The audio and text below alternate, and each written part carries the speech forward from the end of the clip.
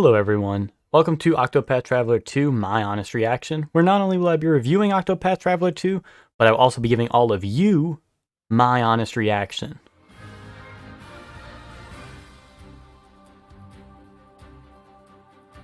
Octopath Traveler 2 is obviously a sequel to Octopath Traveler, and if you have played the first one, I would just recommend right now, probably pick this up if you enjoyed your experience and you wouldn't mind more of the same formula but done better. But I'm assuming most of you haven't played it or gave up on it and you're trying to see if the second one's worth it, so I'm not going to try to make too many references to the first game. Speaking of the first game, Octopath Traveler 1 and 2 have little to no connection, and there's only a couple of references into that reference 1 at all. So if you're interested in starting with 2 and you haven't played 1, you won't feel left out or you feel like you're missing something if you just start with 2. So I don't want that to scare anyone away. So without further ado, let's get into it. Octopath Traveler 2 is a JRPG that's heavily inspired by older JRPGs such as Final Fantasy VI, and being inspired off of these older JRPGs can be both a good thing and a bad thing, but it does include the biggest bad of them all: random encounters. You really think you got what it takes to beat me, huh? Bring it on!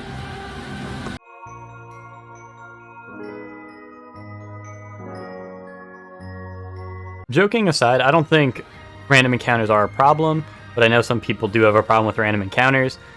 But I just want to nail home the point that this is going to be an old school JRPG, so if you're not a fan of those, you probably won't be changing your mind on Octopath Traveler 2. But if you are willing to sit through the review, I do appreciate it, and I'm going to go into just about every reason why you may or may not like this one. So let's get started at the beginning. When you begin Octopath Traveler 2, you'll be able to choose one of the 8 protagonists as the leader of your party, and they will be unremovable from your party until you fully complete their story. So make sure you choose a character that sounds both interesting gameplay-wise and story-wise. Personally, I went with Oswald the Scholar because he's a spellcaster and I like spellcasters, as well as the little excerpt you get about his story intrigued me the most. So I went with Oswald, but depending on the character you choose, each of them have their own unique starting class or job. They're called jobs in Octopath, but I usually call them classes because most RPGs call them classes. So jobs or classes are their primary one is unchangeable. So Oswald is always going to be a scholar, but they also have their own unique path actions, latent powers, talents, and EX skills, which I'll go into more in detail in a few. So make sure you choose a character that sounds interesting, that you like both gameplay and story-wise, because they will be irremovable from your party until a good bit into the game. After choosing your main character, you're going to be launched into the Chapter 1 of their story, since the stories for each character are done in chapters in this game.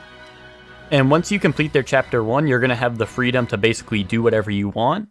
You're going to be able to go and recruit the other travelers, you're able to work on your character's Chapter 2 right away, solo if you wanted to. Or you just go around and explore the world.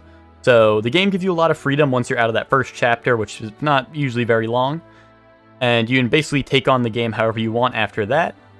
Personally, I went and collected all the travelers, and I like to do each of their chapters basically one after another. So I'll do like the main character I got, then I'll recruit all the members, then I'll do all of their chapter 1s, then I'll do like everyone's chapter 2, then chapter 3, then so on and so forth. But that's personally just how I did it. You guys can do it however you want. Don't let a content creator tell you how to play your games. But personally, I do think that is a good way to go through the game. I enjoyed my playthrough going through the game that way. But don't let me tell you how to play. If you want to go and do your entire main character's story all the way through in one go, don't let me stop you, because the game does give you the freedom to do that. So if you're interested in doing it that way, feel free to go ahead. So that's the beginning of Octopath Traveler 2, and before I delve more into the mechanics and gameplay of the game, I just want to make a quick side note here about the soundtrack and the graphics. So first off, the graphics, it's an HD 2D art style, and I can't really tell you how to feel about the graphics, but personally I think they're amazing and the game looks great. So that's definitely a big plus for me. I think the game I think the art style fits the game very well. And then the soundtrack is, I think, fantastic. It's one of the best in recent memory from a video game. And I think they have a really good range of songs for basically pretty much every emotion they're trying to evoke from you. They'll have their happy songs, their sad songs, epic songs for battle, and, even like mysterious songs when like there's something mysterious going on. I don't know. I feel like I do a bad job at explaining this portion, but you'll hear the music and see the graphics in my video, so I mean, you can make the judgment call for yourself, but personally I think both are done fantastically, so That's definitely a big plus for the game in my book, but obviously judge for yourself. Now for the rest of the video, I'm going to break the game down into basically 3 major points to try to help explain stuff in a simple and easy to understand manner. I hope it works. So the first thing I'm going to be going over is the exploration, which is basically the gameplay outside of combat and exploring the world and stuff like that. Then after that, I'll be going over the story, just my thoughts on the story in general with minor spoilers. I'm not going to be going over any major story points or anything for any character, just talking about how I thought it was done and whether I thought it was good or not. Then at the end, it will be the battle and the battle mechanics pretty much. So basically the main gameplay, like fighting enemies and all that, and what I thought of that and how it works as well. So let's start off with the exploration. The exploration in Octopath Traveler 2, in my opinion, is very fun and rewarding compared to other JRPGs where I might just be rushing the next story objective and trying to run through the trails as fast as I can to avoid random encounters. In Octopath Traveler 2, there's plenty of treasure and hidden areas that you can find on trails and in cities and stuff, and in dungeons even, where you can get extra treasure or maybe find a secret route that leads to a secret cave or something like that.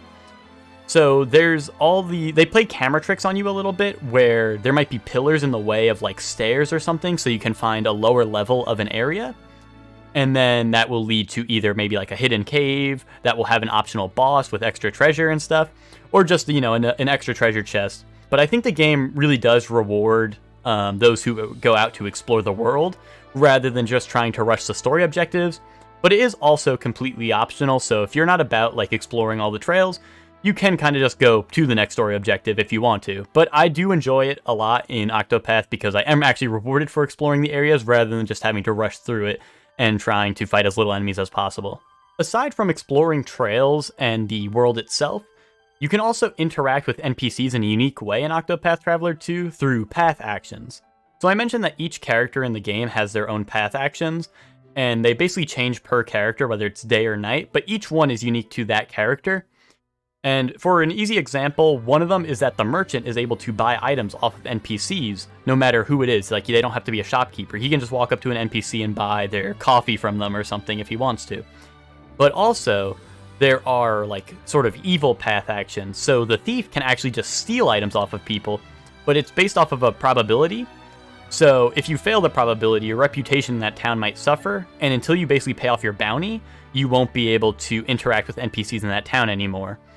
So this mechanic is a very unique way in Octopath to interact with NPCs, because even though I just gave some basic examples, you can also like fight people in the town to learn abilities from them on the warrior, or you could learn more information about the townspeople, and it may give you stuff like discounts at the inns, or it might unlock new items in the item shops. So the path actions in Octopath you may notice between multiple characters may kind of overlap in the same function, such as the merchant being able to buy items from NPCs, and the thief being able to steal them from NPCs, but the trade-off is basically the merchant just has to pay for it up front, whereas the thief has a probability chance, and if they keep on failing, their reputation will suffer, and then they're not able to interact with NPCs. So in concept, this is a fine idea, but my problem with it is that the trade-off for your reputation suffering is usually just paying the barkeep around like 5k or a pretty small amount of money, compared to, let's say, trying to buy the rare item off of a NPC would cost maybe the merchant like 100k. But if I have a 3% chance to steal it, I'll just try to steal it until my reputation suffers, then pay the barkeep, 5k, and then go back and try to steal it again until it works, because the value, like the money value, is just going to be cheaper to keep on trying to steal it as long as you're, somewhat lucky, I guess, because, I mean, if you do the probability, you probably have the chance to steal it like 3 times over in those numbers.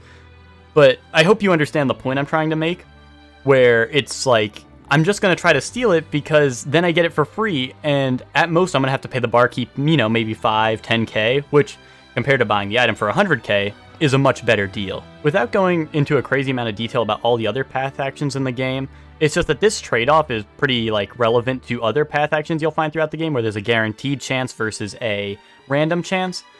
And usually it's the guaranteed has a level cap or something tied to it, whereas the random chance is just random. So, but I just feel like the downside for these so-called evil path actions is too little, because you can just basically get rid of the downside for, a small amount of money. And it's just, I don't know, it's a little immersion breaking to me, to be honest, which, I mean, not all people might care about. And, they probably didn't want the game to be too punishing or whatever, so you can't interact with NPCs in a town just because you're broke or something like that. But so it's kind of understandable, but this is kind of like my one downside with the mechanic, and I do enjoy the mechanic a lot, but this is just like my one downside I wanted to point out about it. And moving on, there are side quests in Octopath Traveler that you can find throughout the overworld by talking to NPCs. And to give you an example of one, they're usually tied into the path actions within the game. But to give an example of one, let's say someone's reminiscing about their long-lost brother that they said, oh, I'm separated from my brother in this city. So that'll give you the clue to go search in that city. And there's no quest markers for side quests in this game, which I personally like because it really emphasizes the exploration of the game and like listening to what the NPCs have to say. So let's say he's like, oh, I lost my brother in this city. So you go to that city and you see someone maybe reminiscing. They're like, oh man, like I wonder how my brother's doing. You know, that would be your clue that that's the guy that you're looking for. And then there's a couple of different path actions that allow you to guide NPCs. So basically you would want to get the NPC to follow you, and you basically bring him to the town that his brother was in. And then, you know, when you meet them up together, they'll probably play a little scene out, and then that's the side quest complete and you'll get your rewards. So there's a bunch of different ways side quests work in Octopath, but most of them play into the path actions. And it, like I said, it kind of emphasizes the exploration because they're going to have you going from town to town, using different path actions and stuff like that to complete these.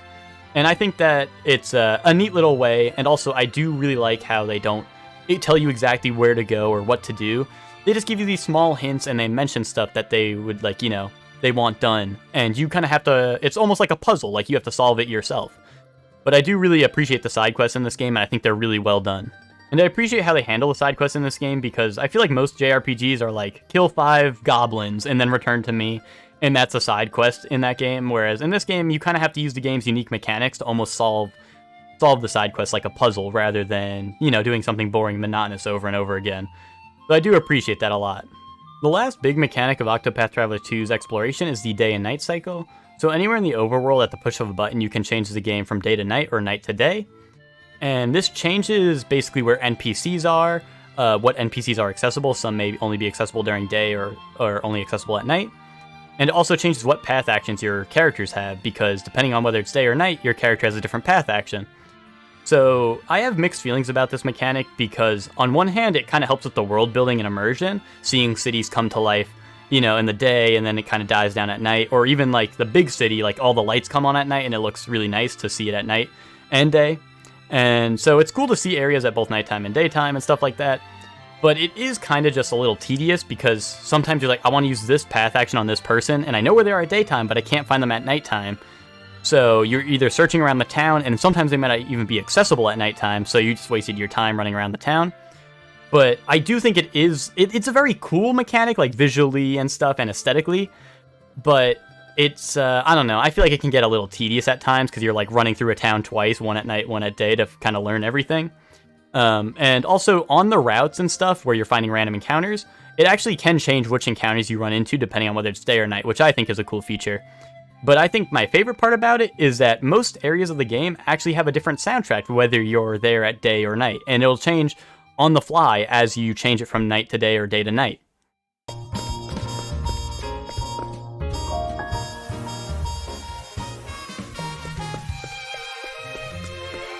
Also, I do want to mention that the day and night cycle does have a role in the story, so I'm not going to go into any more detail about it, but there is cool ways they play off the day-night mechanic later in the story, but I don't want to, get into spoiler territory, so I'll leave it at that.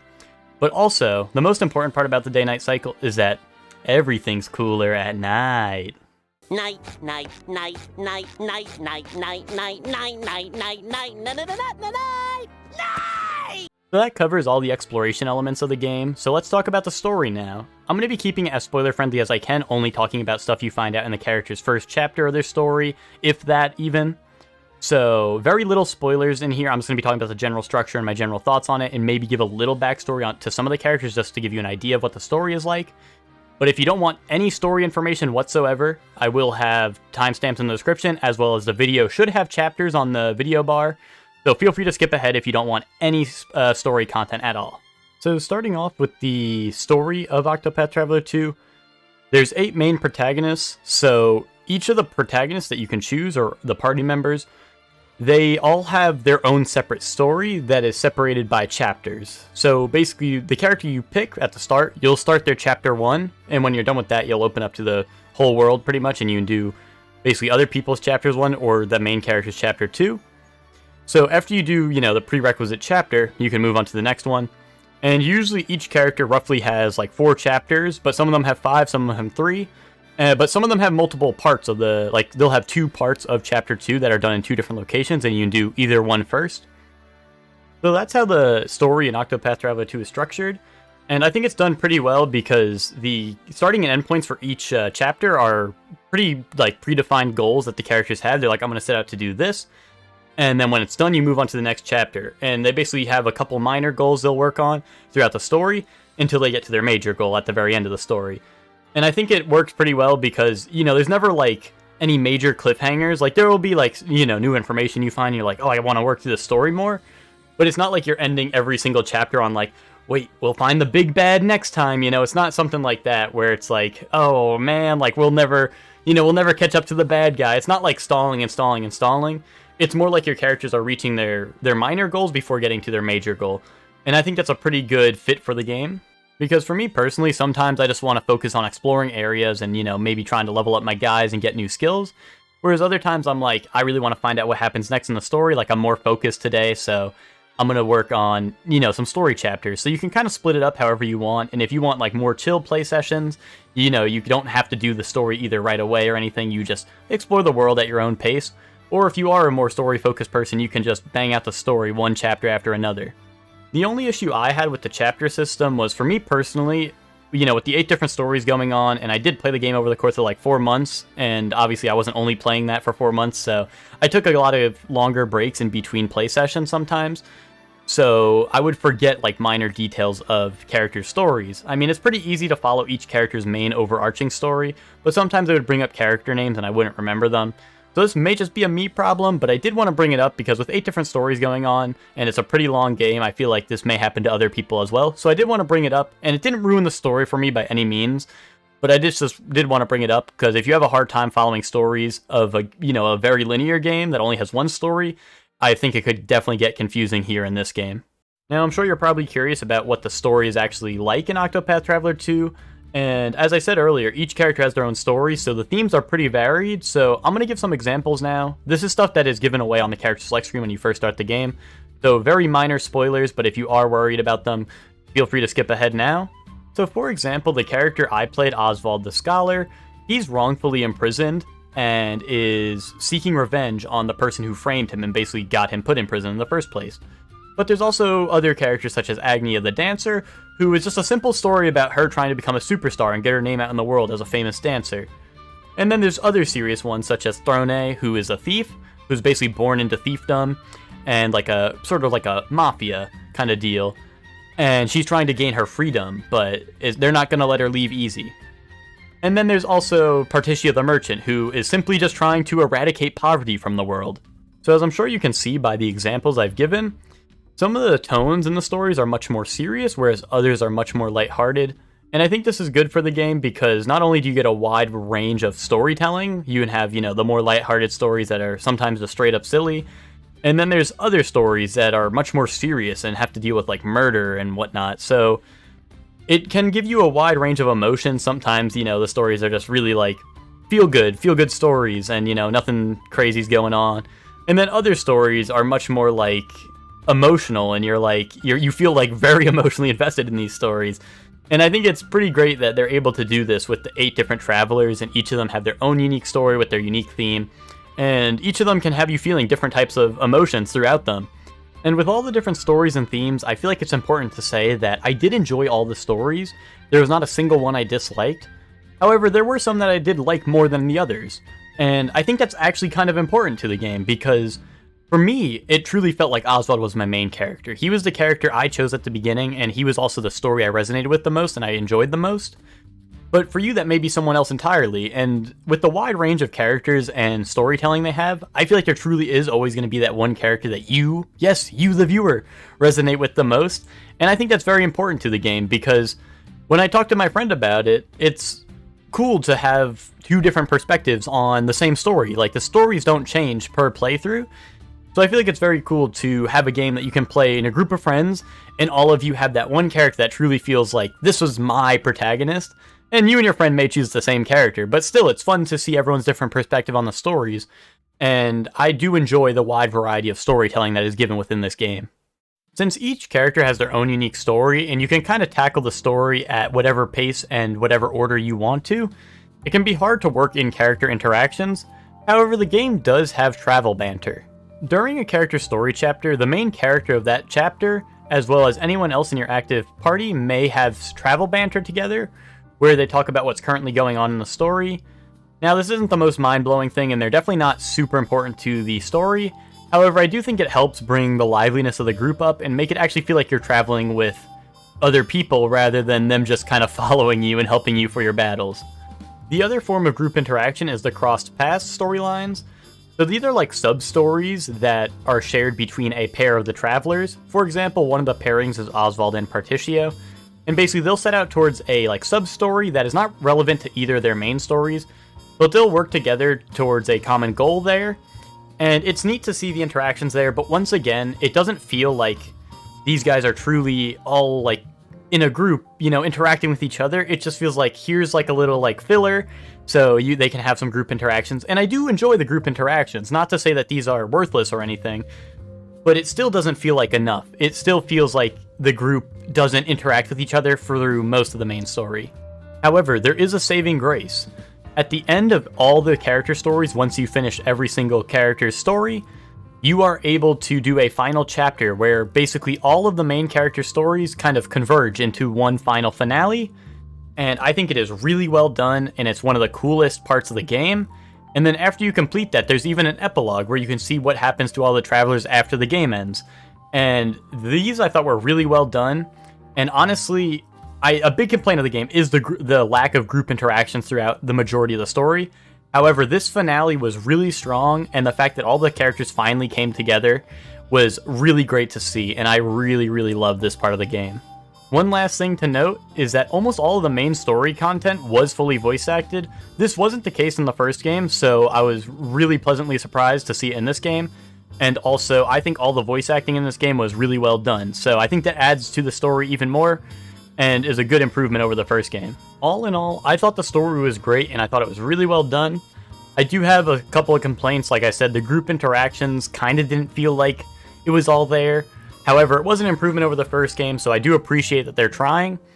And overall, I thought the stories individually and the finale of the game was all really, really well done, and I thoroughly enjoyed it. Now, with everything else out of the way, the last thing to talk about is the gameplay, more specifically the battles and the battle mechanics. If you made it this far and still didn't know somehow, Octopath Traveler 2 is a turn-based RPG, so the combat is turn-based, and I do want to start by going over the basics because not all JRPGs or turn-based RPGs do have the same mechanics. So I'm going to go over the basics just so we're all on the same page before I get into the Octopath specific mechanics.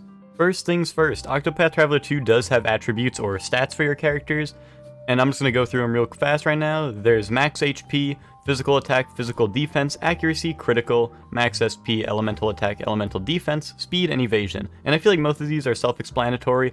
However, just to go over a couple ones that might be a little confusing is accuracy. So accuracy is obviously your chance to hit. But in Octopath, these stats, such as accuracy and critical, don't actually show a percentage value, they show just a number.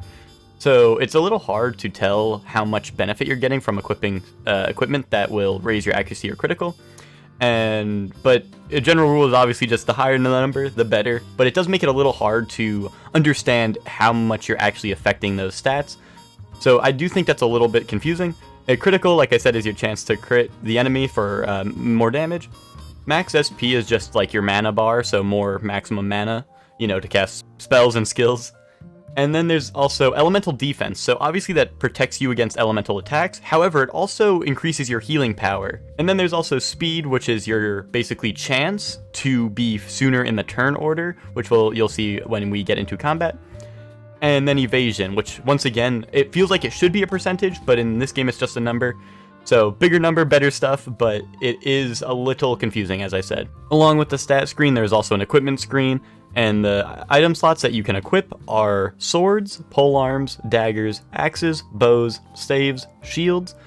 head, body, and 2 accessory slots. So for the weapon slots, not every character is going to have every single weapon slot filled, because what weapons you can use are going to be determined by your job and your secondary job, which are basically your classes. So you are able to multi-class in this game, and that will expand your weapon choices, depending on what you pick.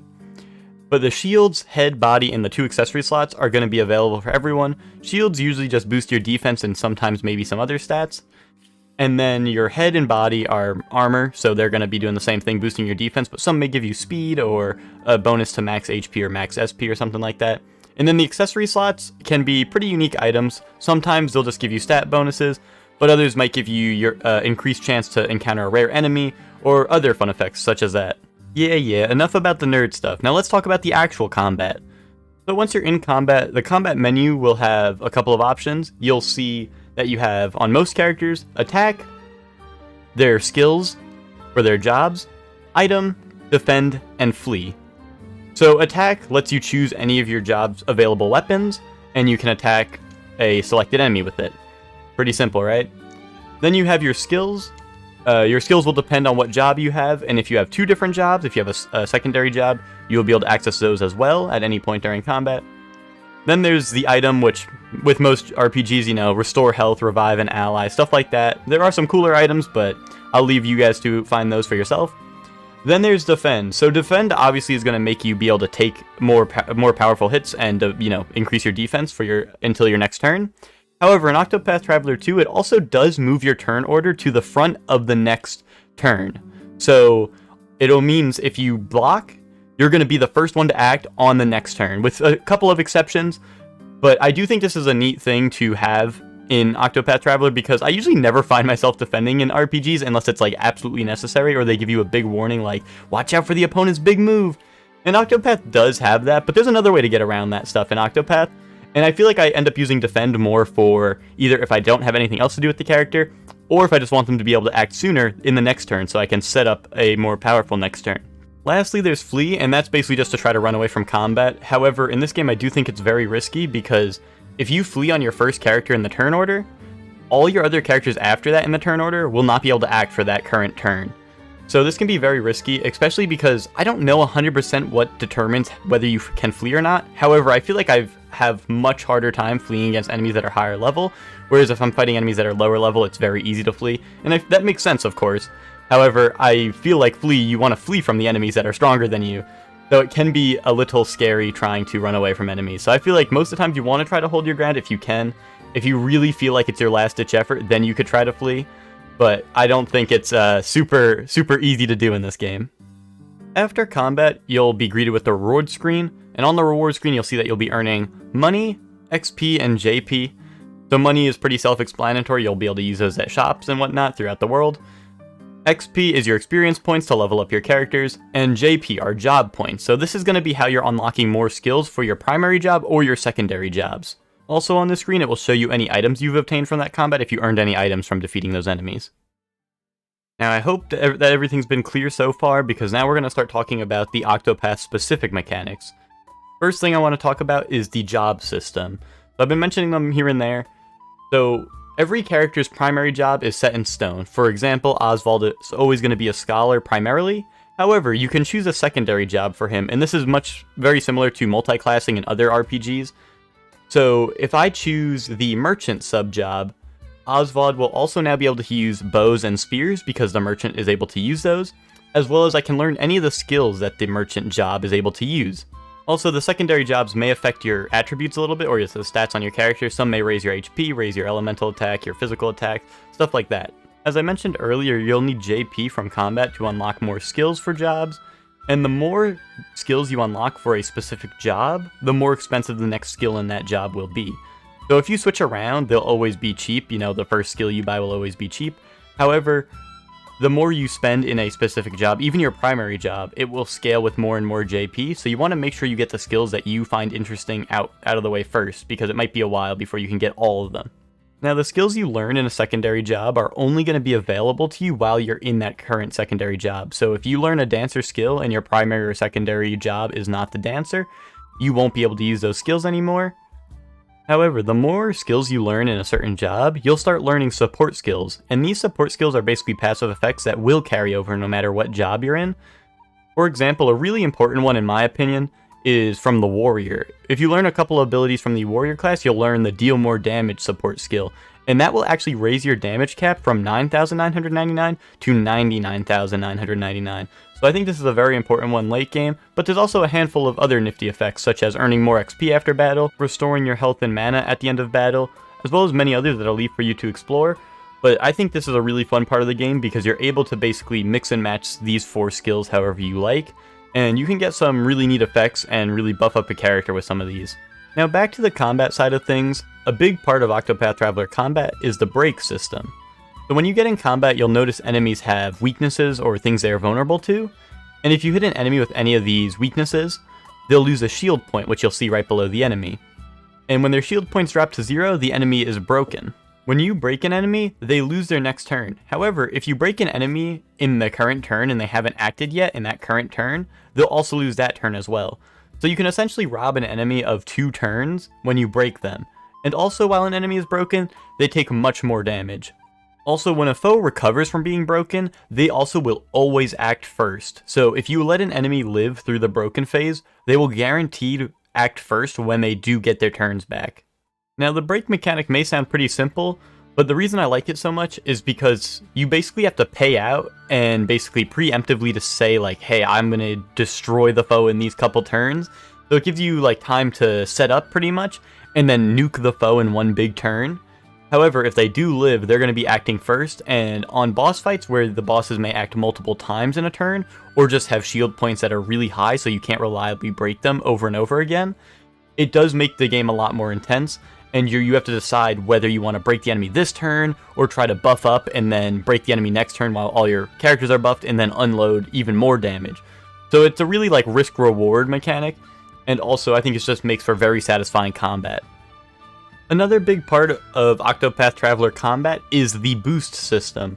So if you see the orange little dots next to the characters' names, where that says BP, those are boost points. So boost points in Octopath Traveler basically enhance whatever ability you're currently doing. So if you enhance a normal basic attack, you'll attack a second time. If you boost it twice, you'll attack 3 times, and if you get to max boost, which is 3 boost points, you'll attack 4 times in a row. So that's just for the basic attack. If you do a skill, different skills will have different effects. For example, a buff may make it so it lasts more turns the more boost points you put into it. Same for a debuff. And some skills may act in certain ways with boost points, so I can't list all of them. However, boost points basically are if you want to unload on the turns where the enemy's broken.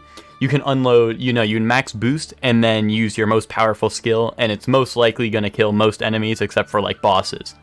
The main way to gain boost points is to wait for the start of your turn. However, if you use boost on your previous turn, the next turn you won't receive a boost point, so you can't just use boost every single turn and be gaining more.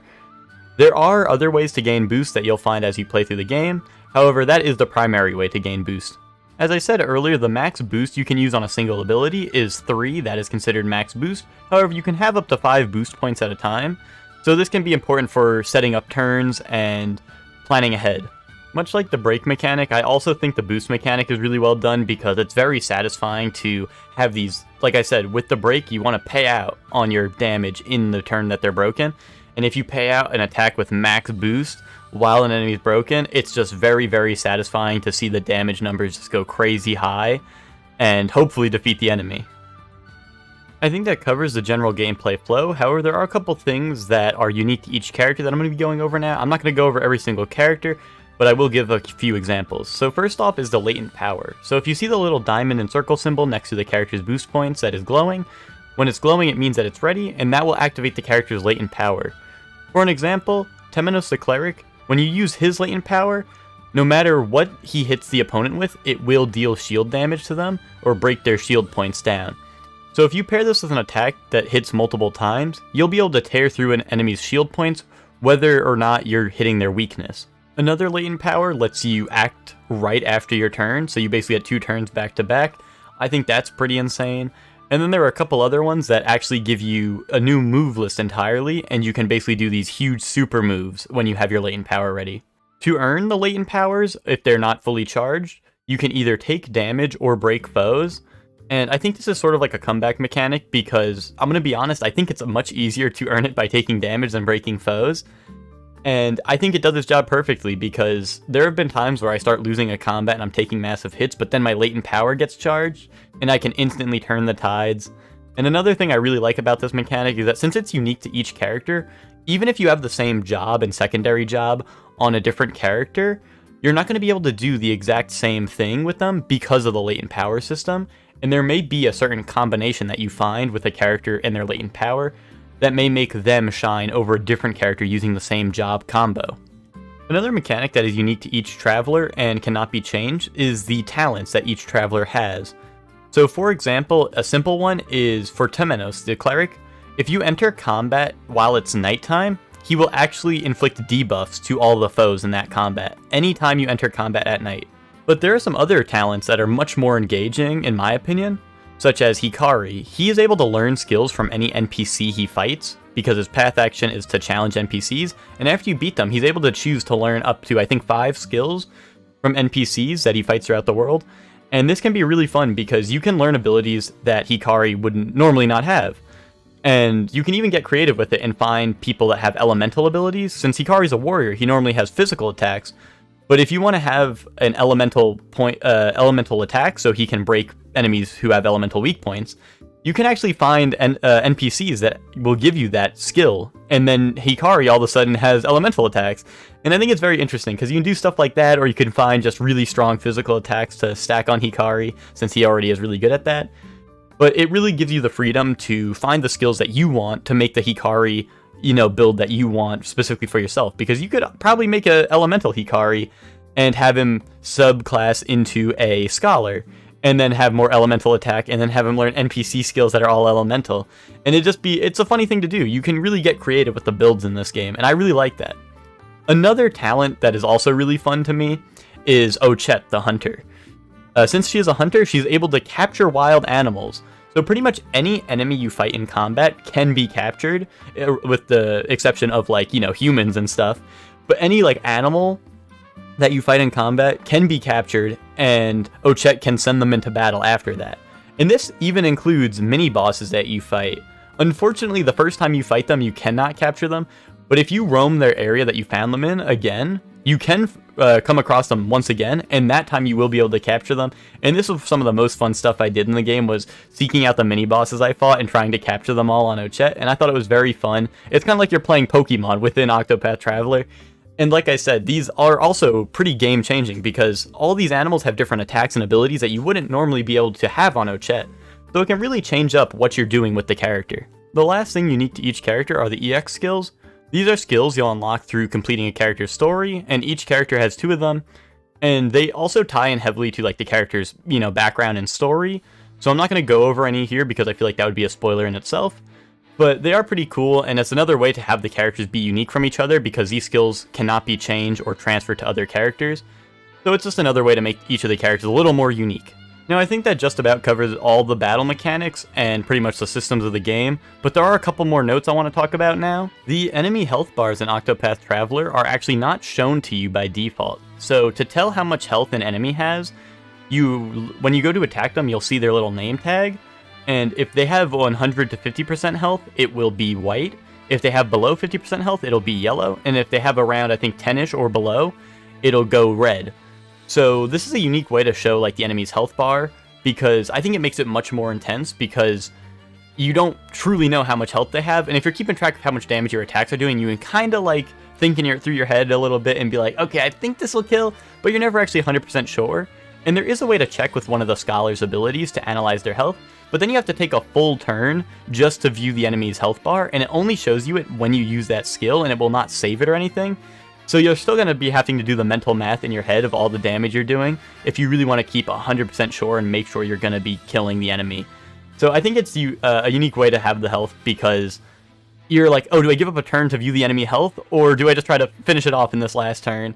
And also, as I said, just not knowing the exact number all the time does make it a little more tense and stressful. So you kind of have to plan accordingly to whether I think I can kill him this turn, or if I should just focus on surviving for this turn. The one complaint I do have about the health bars not being shown all the time is that specifically in this game, I did not have this problem in the first one, not that I remember anyway, is that a lot of the final bosses for characters' stories did have, like, it seemed like hard damage caps, where basically if you killed them too fast, they would basically cap out how much damage they took that turn, so they could switch phases, and then have their new phase for the next turn. And the reason I noticed this was because some abilities will heal you for how much damage you do, and I would do, like, 2,000 damage, or, some big number of damage, and I wouldn't be healing anything. So then I use Analyze on the enemy, and I realize it's, like, stuck at a hard set cap of how much, like, health they could drop below in a single turn, which I thought was a little lame. And obviously I know they want you to play through all the phases of a boss fight, but I feel like they could have done it better. And I feel like if I was really truly doing that good and destroying the boss that early, like, come on, they should have just let me put it out of his misery.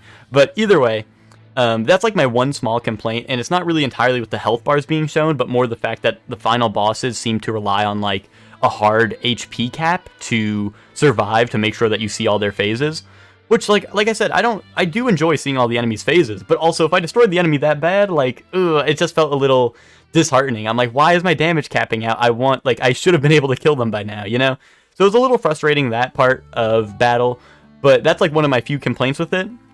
Another problem I had with the combat, which I guess is not really a problem with the combat itself, I don't know if it was a mistranslation or some skills are just worded incorrectly, but there are some skills that just don't work how they say it works, such as the warrior's enervating slash. It says it removes the enemy's buffs and basically does more damage for each buff you remove from the enemy, but it actually takes your buffs off of your character and then basically puts them all into a damage buff for that attack. So it's a little confusing, and that did honestly screw me over once. So that's why I'm a little peeved about it. But it is just weird because there are a couple of other skills that are worded either unclearly or just completely incorrectly. And I feel like most of them are kind of, like, you can kind of figure it out if you use the skill once or twice and you realize what's going on. But it is weird for a game that heavily focuses on battle to have a couple of these mistranslations or just incorrect skill descriptions in a game that is, very heavily focused on combat, of course. All those complaints aside, I do really enjoy the combat in this game, and I think that the combat is really highly customizable, and you can kind of just go crazy with the builds. You can theory craft just about whatever you want. Like I said, I don't even think it's that unoptimal to have, like, a warrior that is also using magic-based attacks. There are ways to make it work within this game's systems, and I think that's really cool, and a huge improvement over the first game, where I feel like elemental and warrior abilities were kind of like, you did not want to mix, like, physical attackers and elemental attackers, where in this game I feel like it's definitely a little more viable. So I really like that, and also the game isn't too challenging to begin with, so you can really use these, like, wacky builds and try for goofy combos on boss fights even. I did not ever find myself looking for a guide or looking up the builds and stuff, and I thought that was really fun to just, experiment at my own pace and just kind of do whatever I wanted to do with my builds. And, I could make funny builds that are pretty unoptimal, but still do fine in terms of the game. And, most RPGs do kind of allow for this, but I just feel like the customizability of the builds in this game make it so much more fun, because you can grind in any RPG and make the game easy, so if you want to run your wacky builds, you can. But I just feel like there's so many options in this game, like talking to my friends who have played the game, or just seeing other posts online about people being like, have you tried this combo? And I'm like, what? Like, I never thought of that, It's a really cool feeling for games like this, and I really enjoy games that allow for this level of customizability with your characters, especially in a turn-based RPG like this, because I feel like most of the times the builds don't get too crazy or wacky in turn-based RPGs, but this allowed for a lot of fun, and overall, the combat gameplay I thought was excellent. And with all that out of the way, that brings us to the end of the video. Overall, I loved this game. I thought it was fantastic. It is probably my front runner for Game of the Year 2023 thus far, and I might have been critical on the game at certain points in the review, but that's just because I like it so much. I did have problems with the games, and I don't want to lie to you guys, especially those of you who are looking at this because you want to decide whether you want the game or not, because I'm not going to ignore the flaws and be like, guys, the game's perfect, everyone should like this, because if you don't like old school JRPGs or turn-based RPGs, and then there's a couple of flaws in it, I mean, you might not want this, and you want to save your $60 or however much it costs right now. So, but those of you who do like JRPGs, old school JRPGs and turn-based RPGs, I think you'll love this game. So, Either way, I highly recommend this if this video seemed interesting to you. Obviously, if it didn't seem interesting, I do appreciate you sticking around this far. But yes, I did love this game, and I thought it was excellent all the way through. I cannot stress enough, the final boss of this game was definitely my favorite part of the game, and it's probably one of my favorite final boss fights of all time, now that I have played the game. It was just so cool. It was such a spectacle. There was just so much cool elements to it, and I don't want to spoil anything, but if you guys do get to the finale of the game, I hope you enjoy it as much as I did, because I thought it was an excellent end to the game. And even after that, there's also the optional super boss. And I'm not going to spoil anything about that, but if you do like a challenge, that will be there for you at the end of the game. And I thought it was cool and all, and I found it fun to min-max my build, but dude, the final boss fight, aside from the super boss, like the actual final boss of the game, it was such a spectacle, so cool, and the fight itself was really fun, and not super challenging either. I did beat the final boss first try, whereas the super boss is very challenging, and that took me many attempts. And I did beat it eventually, but it took me many attempts, and you will need to min-max if you're trying to fight the optional super boss, or you could just... There's nothing super important for doing it, so if you do just want to find out what happens, you could also just look that up if you're not into, you know, all the struggling through the super boss. Because like I said, it's not a true final boss or anything. It's just an optional thing if you want to go and do that. And also, for those of you who have played Octopath Traveler 1, I do think this is pretty much strictly an upgrade to Octopath 1. Obviously, if you haven't played Octopath 1 and you want to go back and see it, I would also recommend that, but just this game was pretty much a strict improvement over it. So don't go back thinking you're going to find, like, you know, buried treasure in Octopath 1, because I think this game did pretty much just do a complete upgrade of it. Things will be different between the two games if you are interested in the first one, but it is definitely pretty much a complete upgrade to it. And there are completely different stories. The stories are almost completely separate, so there is more story if you are interested in all that. But, you know, don't go back being like, maybe the first one was underrated for its time. I think the 2 is definitely a strict upgrade. And 1 was also fantastic, but now that I've played 2, I definitely have to say 2 is my favorite out of the 2. So that's all my thoughts about Octopath Traveler 2, and I hope you guys enjoyed the video, but I also appreciate all the criticism you guys have. So if you guys think the video should have been shorter, should have been longer, maybe I could have formatted it differently, or maybe more Family Guy funny moments or less Family Guy funny moments in the video, I do appreciate your guys' criticism. So if you have any of that, put it down in the comments below. I am always looking to improve. And yeah, I hope you guys were able to form an opinion on Octopath Traveler 2, and maybe whether you like it or not, you know, I just hope that you guys were able to form a clear opinion on it based off of my review, as well as my personal thoughts on it. So I hope you guys enjoyed it, and thanks for watching, everyone.